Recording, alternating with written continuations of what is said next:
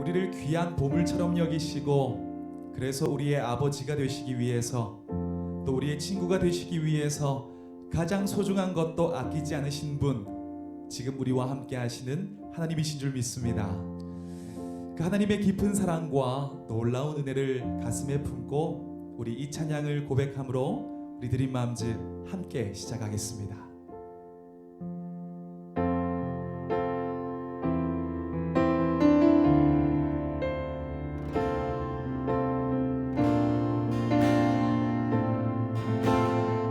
당신은 시간을 뚫고 이 땅 가운데 오셨네. 우리 없는 하늘 원치 않아 우리 삶에 오셨네. 자신의 편안 버리고 우리에게 평안 주셨네. 가장 낮은 자의 모습으로 우리 삶에 오셨네. 당신은 시간을 뚫고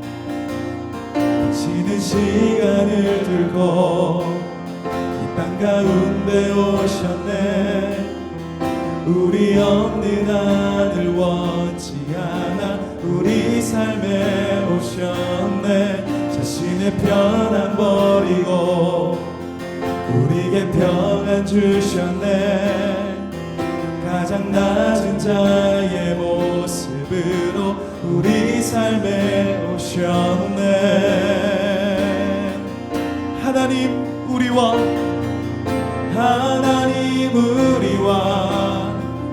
영원히 함께 하시네. 꿈없는 우리에게 그 나라 보여주시네.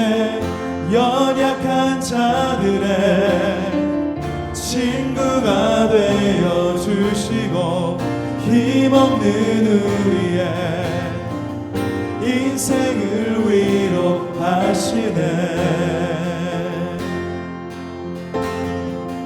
당신은 시간을 뚫고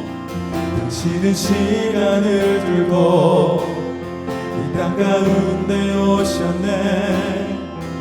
우리 없는 하늘 원치 않아 우리 삶에 오셨네. 자신의 편안 버리고 우리에게 평안 주셨네.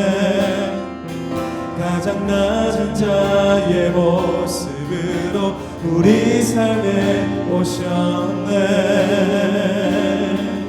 하나님 우리와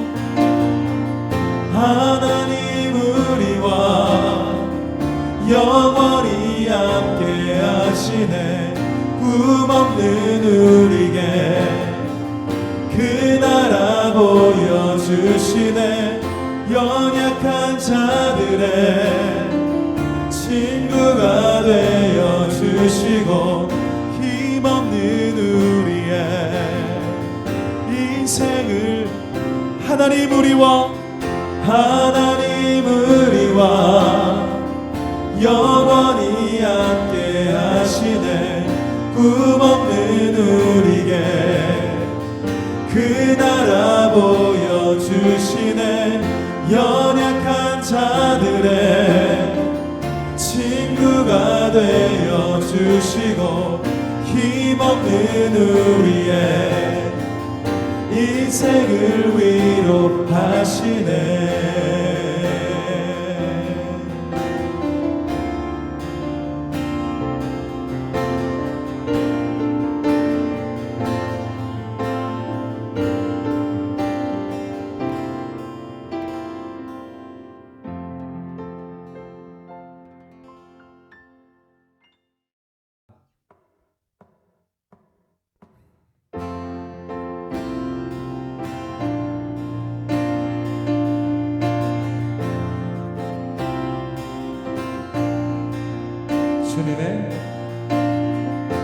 주님의 긍휼 강같이 흘러 메마른 이 땅 살아나리라.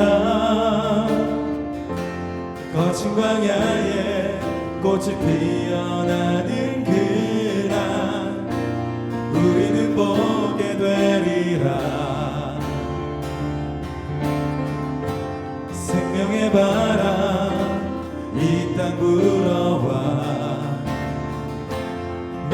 뼈들 살아나리라. 죽었던 영혼 주께 노래하는 그날 우리는 보게 되리라. 기뻐하라 기뻐하라 나의 영혼아 생명의 주 곧 오시네. 기뻐하라 나의 영혼아 우리 주 곧 오시네. 우리 주 곧 오시네.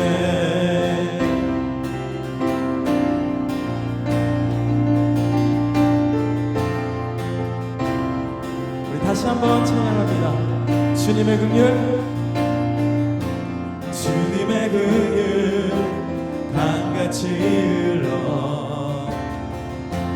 메마른 이 땅 살아나리라. 거친 광야에 꽃이 피어나는 그날 우리는 보게 되리라. 생명의 바람 생명의 바람 이 땅 불어와 메마른 뼈들 살아나리라.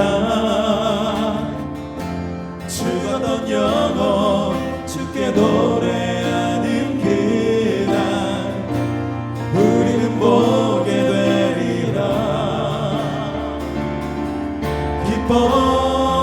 기뻐하라 나의 영혼아 생명의 주 곧 오시네. 기뻐하라 나의 영혼아 우리 주 곧 오시네. 우리 주 곧 오시네.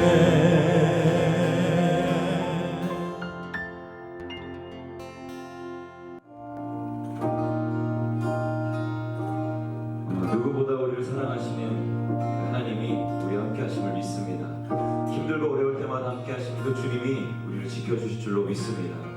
우리가 그 마음을 알아가며 그 주님과 동행하는 삶이 되길 소망하면서 우리 이 찬양 함께 고백하도록 하겠습니다.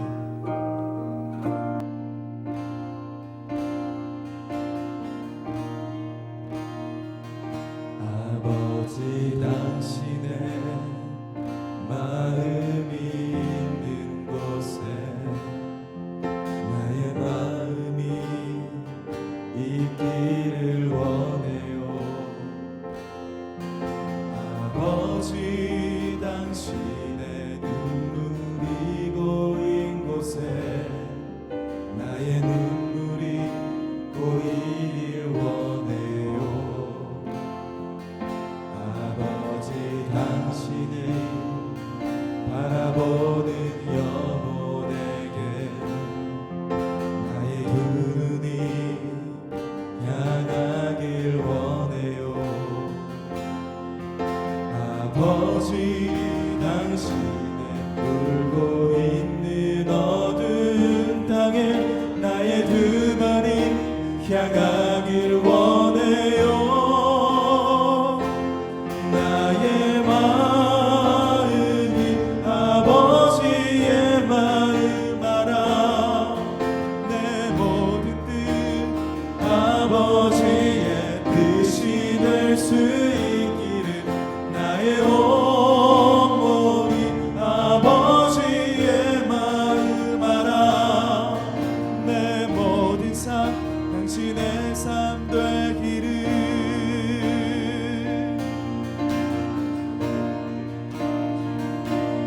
아버지 당신의 마음이 있는 곳에 나의 마음이 있기를 원해요. 아버지 당신의 눈물이 고인 곳에 나의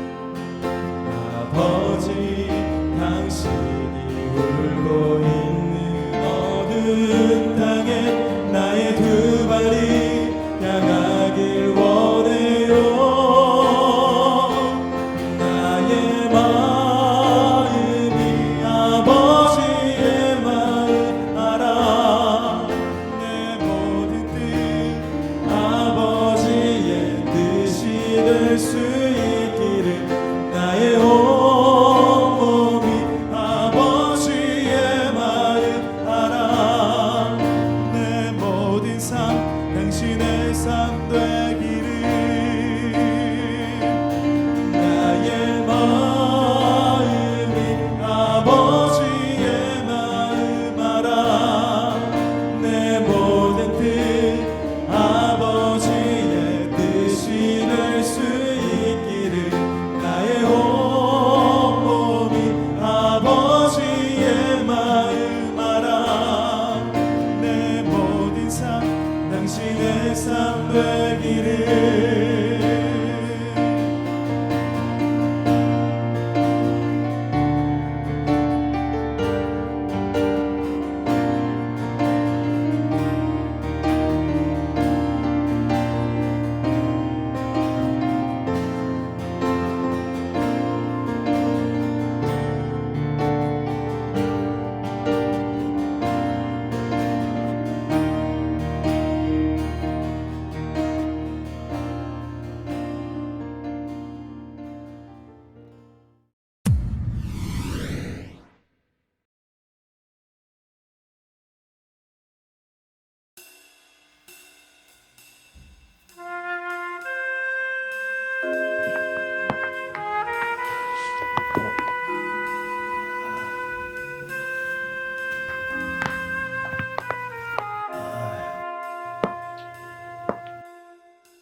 어이, 가서 현우 불러와라.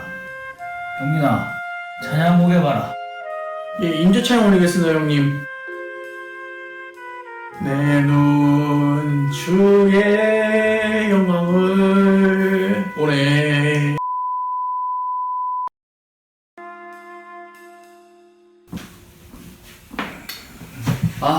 바빠 죽겠는데. 왜요? 현우야, 나 깡패 아니다. 나도 기도하고 예배드리고 산다. 현우야, 나도 성품이 있다. 근데 네가 이런 식으로 내 성품을 건드리면은 막 그때는 나도 깡패가 되는 거야!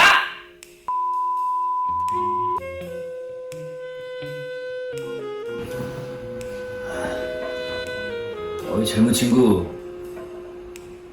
예배라는 게 말이야 중심을 들이기가 어렵거든. 아이, 그거 잠깐 드리고 가는 게 중심에 뭐가 필요합니까? 오늘은 저 시간도 없고 제 삶이 갑박해서 다 다음에. 빈정상했다는 것은 아니고요. 헤헤. 얘들아, 저분이 삶이 각박하시단다. 뒤에 가서 중보기도 좀 해드려라. 예, 전사님.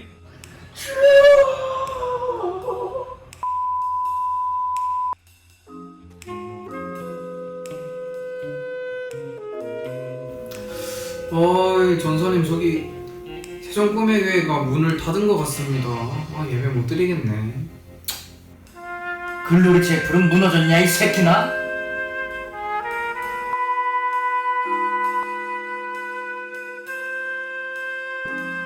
기도도 안 되고 말씀도 안 되고 네 안에 사단이 있다. 이게 내 결론이다. 내가 신앙생활을 17에 시작했다. 그 나이 때 신앙생활 시작한 놈들이 100명이다 치면은 지금 나만큼 있는 놈들은 나뿐이야. 내가 어떻게 여기까지 왔느냐? 나쁜 생각 제끼고 불평불만 제끼고 옛 성품 다 죽여버렸다. 야, 현우야, 말씀 카드 하나 찔러봐라.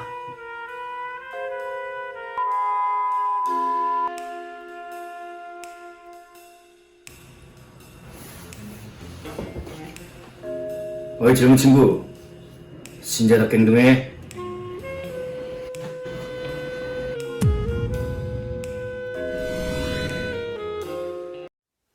안녕하세요, 드림맘즈 여러분. 저는 세종꿈의교회 신현우 목사입니다. 우리 이 시간을 통해서 6월 한 달간은 예수님의 성품에 관해서 이야기를 나눠보고자 합니다. 먼저 사전적 의미로 그리스도인이라는 말은요, 그리스도 예수를 나의 구주로 영접하고 믿는 사람들이란 뜻입니다. 그런데 또 한 번 더 살펴볼 이야기는 도대체 이 그리스도인이 언제, 어떻게, 누구에 의하여서 시작되었는가를 좀 보고자 합니다. 예수님께서 십자가에 죽으시고 또 부활하시고 승천하신 다음에 많은 제자들에게 성령 강림, 오순절의 역사가 일어났죠. 그리고 많은 제자들이 예루살렘을 주변으로 부흥하기 시작했습니다. 그러다가 어느 날 스데반 집사님이 예수님을 전하다가 성난 군중에 의하여서 돌에 맞아 죽게 되는 순교하는 일이 벌어지고 예루살렘 교회에 박해가 시작되면서 이 예수님을 믿는 사람들이 소아시아와 유럽 전 지역에 걸쳐서 흩어지는 일이 일어났습니다. 그리고 안디옥이라는 지역에서 예수님을 믿는 많은 제자들이 있었는데 이 안디옥에 살던 이 이방인들이 이 예수님을 믿는 제자들을 향하여서 이렇게 이야기를 합니다. 저들은 그리스도인이다.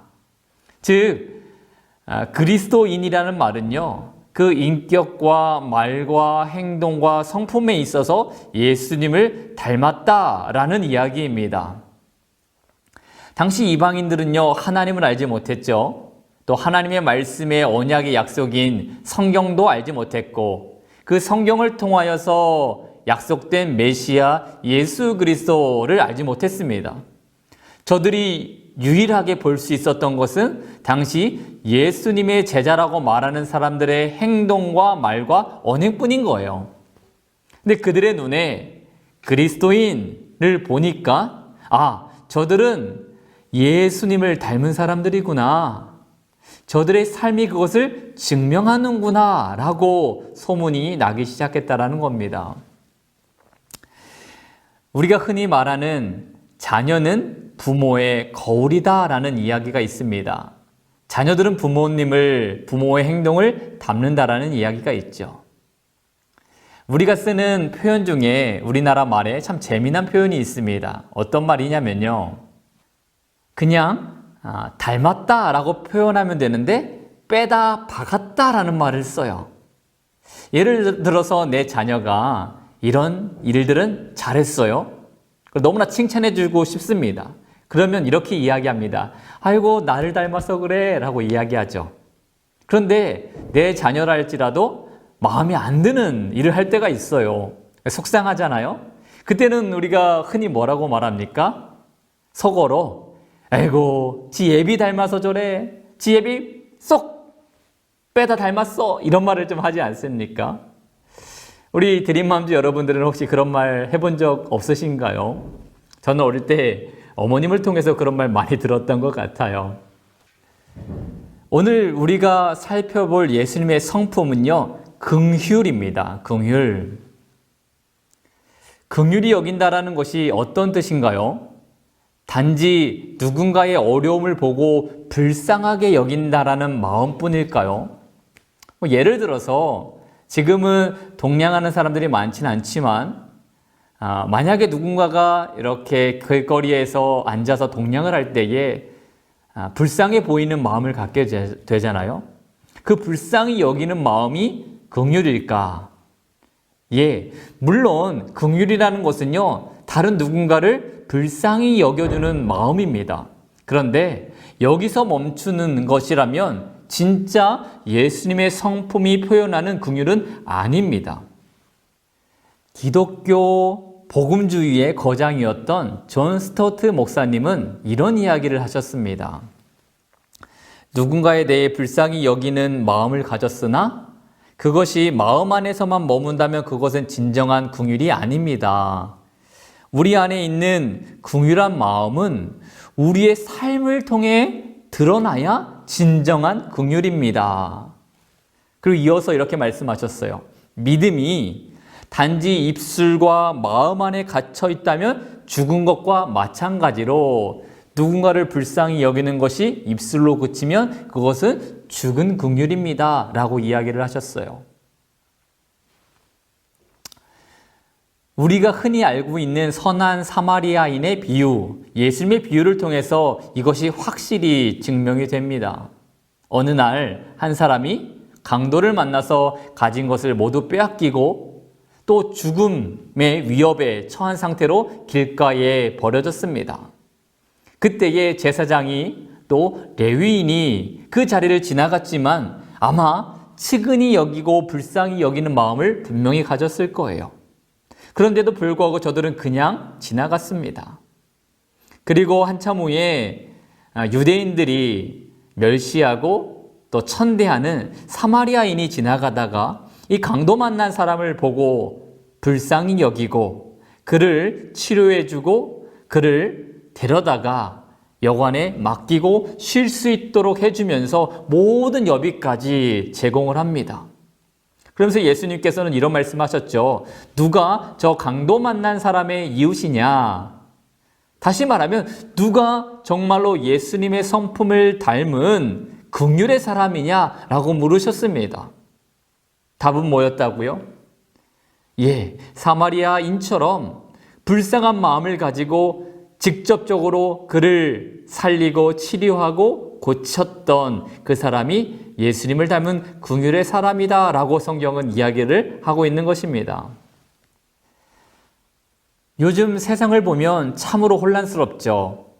분통 터지는 일들이 많이 일어나고 뭘 지각한 사람들, 마치 상식이 없는 또 윤리적이지 않는 사람들이 참으로 우리 주변에 많습니다. 그러다 보니까 우리도 자꾸 손가락질하게 되고 지적하게 되고 자꾸 다른 사람들을 판단합니다.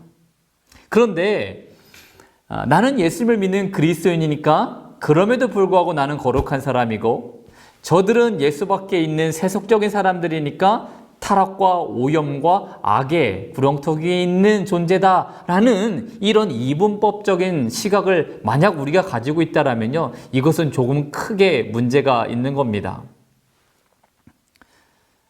우리가 하나님의 자녀가 된 것에 대해서는 자긍심을 가지고 하나님이 나를 구원하셔서 왕의 자녀, 위대한 상속자로 삼아주신 것에 대해서는 충분히 감사해야 되지만 이 세상을 향하여서 우리가 긍휼한 마음을 갖지 않는 것은요, 대단히 잘못된 것입니다.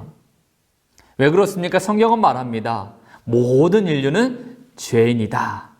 다만 우리는 어떤 죄인입니까? 하나님의 긍휼하심을 받아 구원받은 죄인일 뿐인 거죠. 나폴레옹에게 한 어머니가 찾아왔습니다. 어머니는 이 나폴레옹에게 이렇게 간곡히 요청을 합니다. 사령관님, 제 아들이 2번이나 큰 죄를 지어서 형법에 따라, 법률에 따라서 사형을 당한다라는 것 알고 있습니다. 그러나 긍휼을 베푸셔서 제 아들을 좀 살려주십시오. 그때의 나폴레옹이 이렇게 말합니다. 당신의 아들은 큰 죄를 2번이나 저질렀기 때문에 긍휼을 받을 수 있는 자격이 없습니다. 라고 대답을 해요. 그때 어머니가 이렇게 대답을 합니다. 내 아들은 자격이 없죠. 그러니까 긍휼을 베풀어 달라고 제가 요청하는 것 아니겠습니까? 이 어머니의 이야기를 들었던 나폴레옹이 그 아들을 사면해 주었다라는 이야기가 있어요. 자격이 없죠. 용서받을 자격이 없음에도 불구하고 받을 수 있는 게 뭐라고요? 그게 긍휼이라는 겁니다. 위대한 신학자 토마스 퓨러는 이렇게 이야기를 했습니다. 긍휼이 없는 인간은 하나님의 적이다.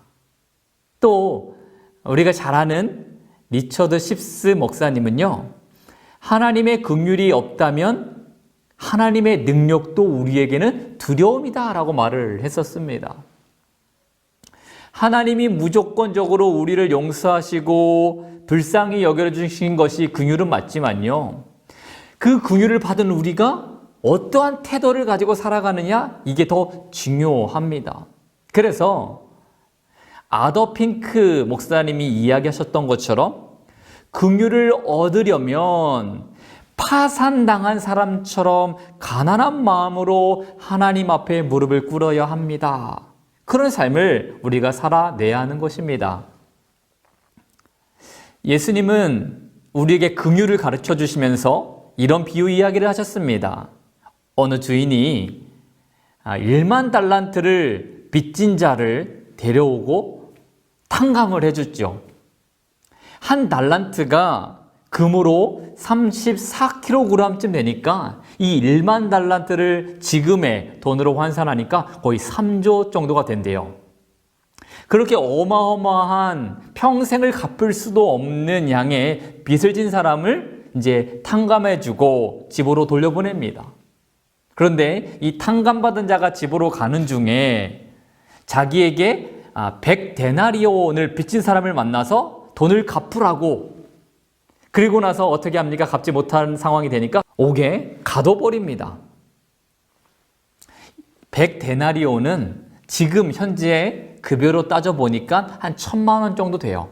물론 1,000만 원 아주 큰 돈이죠. 그런데 비교를 해보는 겁니다. 3조 1만 달란트를 탕감받은 사람이 내가 1,000만 원 갚지 못한 사람의 멱살을 잡고 갚아라, 돈을 내놔라 말하고, 그리고 감옥에 가둬버렸다? 이 사실을 알게 된 이 1만 달란트를 탕감해 준 주인이 어떻게 합니까? 내가 너를 불쌍히 여김같이 너도 내 동료를 그렇게 불쌍히 여겼어야 되는 것 아니냐라고 말하면서 결국 이 사람을 다시 감옥으로 쳐 넣어버립니다. 지금 뉴스를 보면 큰 이슈가 하나 있는데, 미국에서 지금 일어나고 있는 사태, 백인 경찰이 과잉 진압으로 한 흑인 남성을 죽게 만들었습니다. 그래서 지금 미국 전역이 많은 시위대로 들끓고 있어요. 그런데 정부 입장이 어떻게 했습니까? 이 폭도들을 군대를 동원해서라도 진압하겠다라고 이야기를 하면서 이 시위가 전국으로 퍼지기 시작하더니 갑자기 이 폭력 없던 시위가 어떻게 됩니까?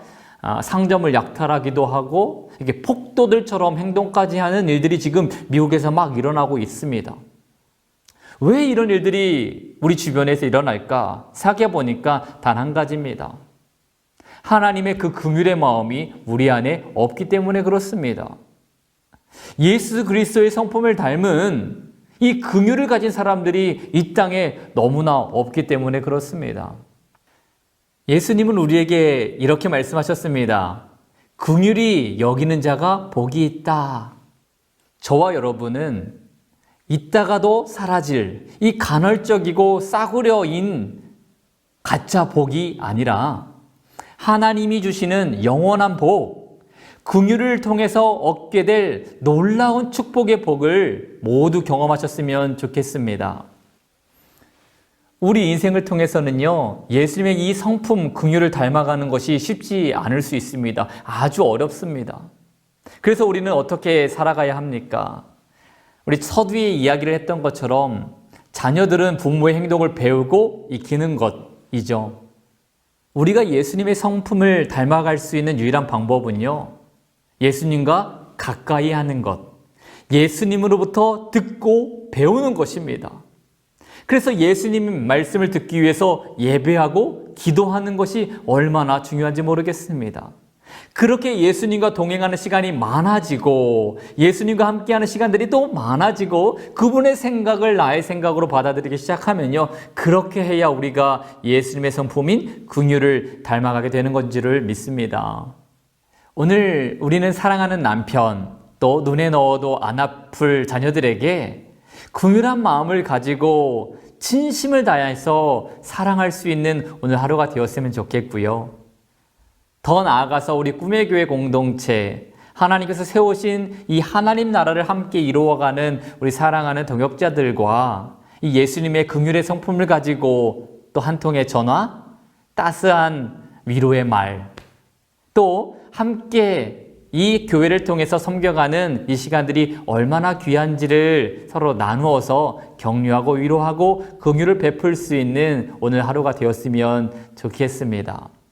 그리고 또 우리 드림맘들을 보고 계신 우리 모든 성도님들이 하나님으로부터 그런 긍휼의 위로를 받아서 오늘 하루가 너무나 행복할 수 있기를 예수님의 이름으로 축원드립니다. 기도하겠습니다. 하나님 감사합니다. 우리는 예수님의 성품을 다 닮아갈 수 없지만 예수님의 그 거룩한 마음, 특별히 긍휼의 마음을 닮아갈 수 있도록 저희들을 새롭게 하여 주시고, 이 시대에 많은 이들이 서로를 미워하고 판단하고 정죄할 때에 우리는 예수님의 긍휼을 닮아서 위로하고 섬기고 세워줄 수 있는 사람들이 되게 하여 주시옵소서. 우리 드림 마음들을 시청한 모든 우리 성도들에게 오늘 하루가 더 유익하고 행복하고 또 놀라운 축복의 하루가 될 수 있도록 우리 하나님 오늘 하루 모든 시간 동행하여 주시옵소서. 감사하며 우리 주 예수님의 이름으로 기도합니다. 아멘. 감사합니다. 오늘 하루 여러분 행복하세요.